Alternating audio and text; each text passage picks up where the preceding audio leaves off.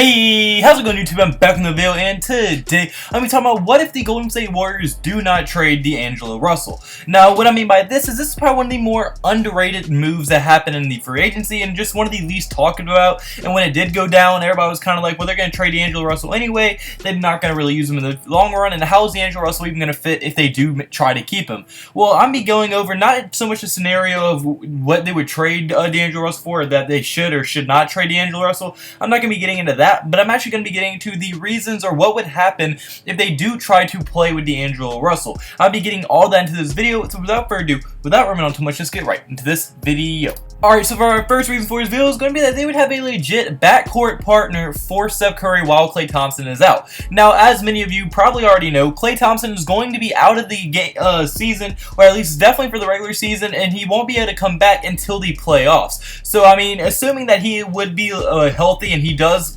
rehab, and rehab goes perfectly, he will be back for the playoffs. Well, while Klay Thompson's out, Steph Curry, if they didn't have D'Angelo Russell, would literally have to do everything by himself. Because let's be honest here, Draymond Green is not a scorer. I mean, he would probably become more of a scorer if they didn't have D'Angelo Russell and it was just Curry and Draymond. But naturally, Draymond Green is not a scorer, and he plays much better, and the Warriors play much better when Draymond doesn't need to score a lot, and he can just do what he does, and that's play defense, play dirty, and get rebounds. That's pretty much what Draymond Green does. So now with the addition of D'Angelo Russell, that's going to take a lot of pressure off of Draymond Green's back to score, and a lot of pressure off of Steph Curry's back to score. Because if there's one thing D'Lo can do, is shoot the ball and score the ball. That's his main two things that he's able to do, and he shoots the ball at a very, very high level, but he can also has a very nice mid-range. He can go in the paint. He's pretty much just a all-around good offensive player. And now if you pair that up with Steph Curry, two sharp-shooting guards who are very good, can both handle the ball on any given possession, can both score at will or very easily,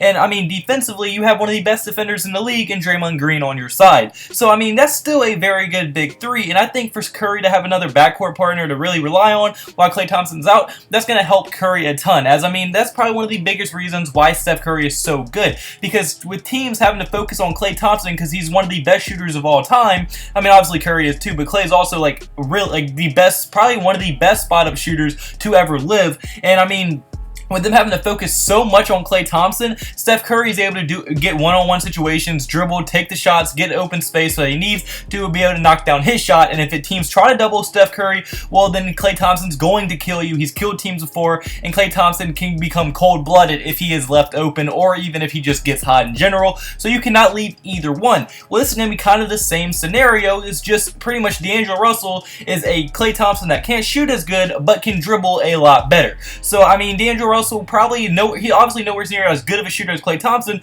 but is still a very good three-point shooter in general, but he can score in more ways than Klay Thompson can. Because, I mean, Klay Thompson, I mean, he will score 40 points on a game that he dribbles the ball 4 times, but D'Angelo Russell, he can score about 40 points on a game that he drives, gets layups, mid-ranges, three-pointers, and he just does a whole bunch. So Curry and D'Angelo Russell are going to be very, very hard duo to stop when they're playing. So if they can get down playing well together and who gets what touches at what time in the game, which I'm sure Steve Kerr would be able to do, I'm sure that would be a very hard duo to stop, and that would take a ton of pressure off the team. As I mean, really, since Draymond, Klay, and Curry have played together, never once has Draymond had to become a main scorer. And if they didn't have D'Angelo Russell, Draymond would have to be that second best scorer on the team, and I just think that would hurt Draymond's game, it would hurt the Warriors in general, and it would make Draymond not be able to put as much effort as he wants into the defensive end. And when he can put as much effort and all of his effort into the defensive end, that is when the Warriors are at their best. So I think it's huge that D'Angelo Russell will be providing for Klay Thompson while he is out.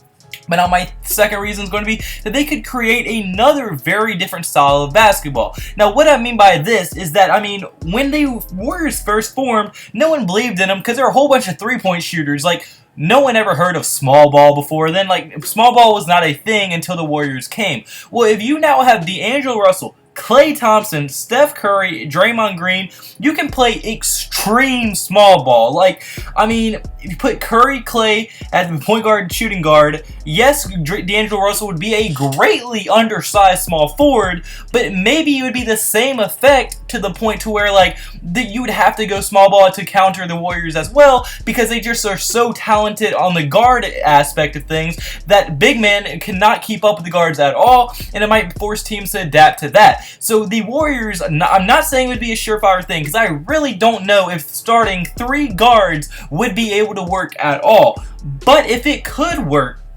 Steve Kerr would be the one that I would give the job to make it work. Plus, he's made a different type of basketball before. The Warriors have revolutionized the game before. Why can't they do it again by starting 3 guards? Because that's most likely what's going to happen in the playoffs. Because I can guarantee you the Warriors are at least going to be an 8th seed this year, without a doubt.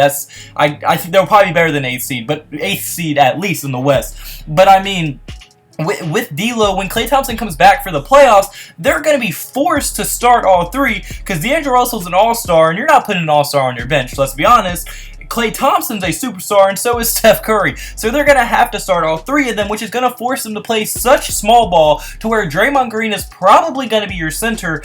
And I mean, then they're probably going to have they're probably going to start 2 power forwards, 2 point guards, and a shooting guard. And if that can work to the point to where they play so much faster than the other team, they can do so much more offensively than they can on the other team, to the point where it doesn't matter how dominant the big men are in that game, it's going to be very, very hard for teams not to try to match that same strategy to keep up with these pace that the Warriors would be able to play at if they did start those 3 guards. Because, I mean, also, and Draymond Green's no big man just to scoff at. Yes, he's kind of a smaller power forward, but he's one of the best defensive players in the league. So, I mean, Draymond Green down low can definitely hold his own against a lot of players in this league. So, I mean, that's just adding another aspect to how it'd be so hard to keep up with this Golden State Warriors team once it comes playoff time. But now my third reason is going to be that they will be extremely, extremely hard to guard. Even with Klay Thompson out, like, I can't see a team consistently finding a game plan, especially once all the chemistry gets there. D'Angelo Russell, Curry, and Draymond, obviously they all have to mesh and they will have to learn how to play together. Steve Kerr has to develop a game plan, fill out how everybody's going to play together.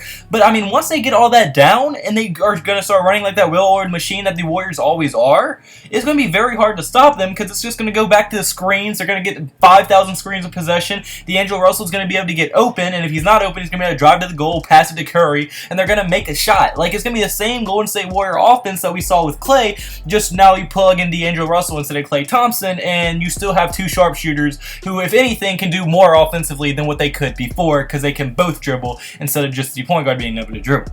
But now my 4th reason for his video and the final reason for his video is going to be that they still have a chance at a playoff run if they kept Dangelo Russell. Now, if they do trade D'Lo for some picks or just some young assets, I can't see the Warriors making the playoffs. But if they keep Dangelo Russell, they have a chance to not only make a run at the playoffs, but another run at the NBA Finals. Like, Dangelo Russell is one of the most upcoming point guards in the league, one of the youngest, most high-ceiling young guys in the league right now.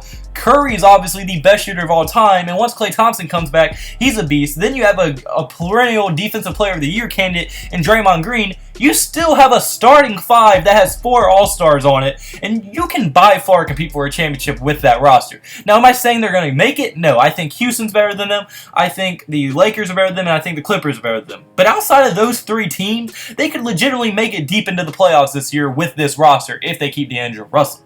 But unfortunately, guys, that's going to be it for this video. So comment below. Do you agree with me? Do you think if the Warriors don't trade Dangelo Russell, do you think all these could happen? Do you think it's not? I want to hear your thoughts in the comment section below. And if you do like the video at any point, like button, subscribe button mean the absolute world to me. All glory to God. Hope you have a blessed day. Can I have a blessed day? So you need to have a blessed day. See you in the next video. Goodbye. Boo. Blah, blah, blah.